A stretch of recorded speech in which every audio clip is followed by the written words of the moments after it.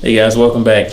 So this past weekend, well, actually Friday, which still is the beginning of the weekend, I spent a little time thinking about the relationship between wants, needs, and desires. Now, of course, desires are those end goals that we have, those things that we want to achieve. They're the dreams that we have, the objectives, whatever our life goals are. That is what those are. Whether that's material things, a nice house or a nice vehicle, perhaps financial independence or better job. All these things are the things that we're trying to reach for. Hopefully you have a goal, because as I always say, not to be too repetitive here, as I always say, to actually have a chance of reaching what you want out of life, you have to actually identify it. You can't get something that you don't know what it is. So when it comes to wants versus needs, I'm referring to these as things that we do.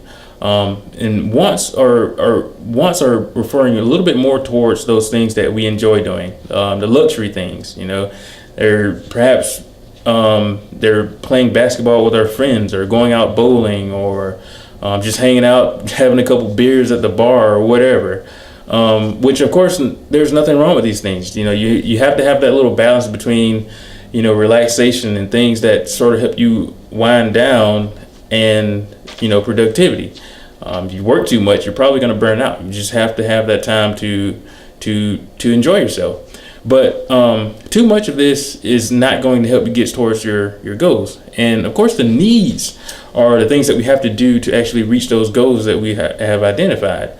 So I was mapping out the relationship, and I came up with this little graph here. And to me, this is a little bit representative of how I feel about actually reaching those end goals. So as you'll see, if you put too much time towards those luxury things, those things that you want to do, or things that are a little bit easy, things that for example, if you spend too much time hanging out with your buddies, or you spend too much time buying things that you enjoy. For me, maybe a motorcycle was the thing that I enjoyed the most, but well, not the most, but one of those things that I knew that I wanted.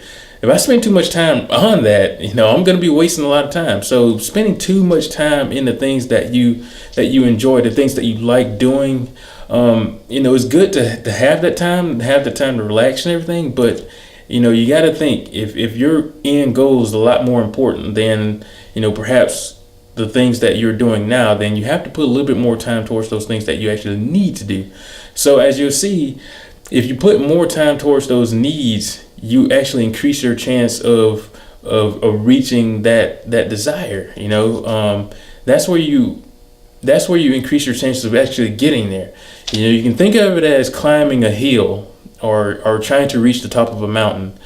If you're always taking the easy path, the easy path is usually the path of least resistance. It's the straight path. Are you going to get to the top of the mountain?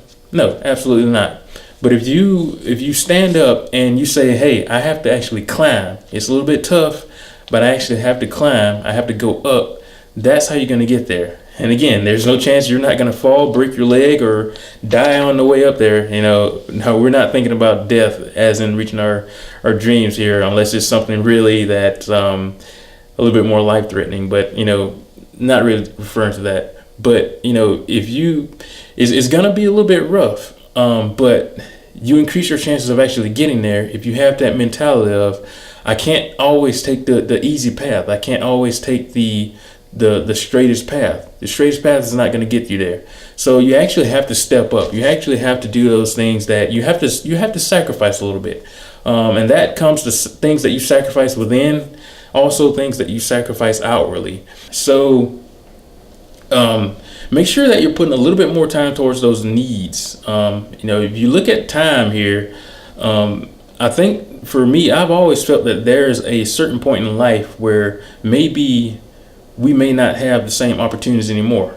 I hear people say all the time that you want to be prepared for an opportunity that may come your way. You never know when it's going to come, but you want to be really prepared for it. And if you miss that opportunity, there's a good chance that you may not ever see that again. There are opportunities that we're presented with, many throughout the year, many throughout the decades, or whatever, and that if we pass up on those opportunities, if we miss them, they're never going to come back.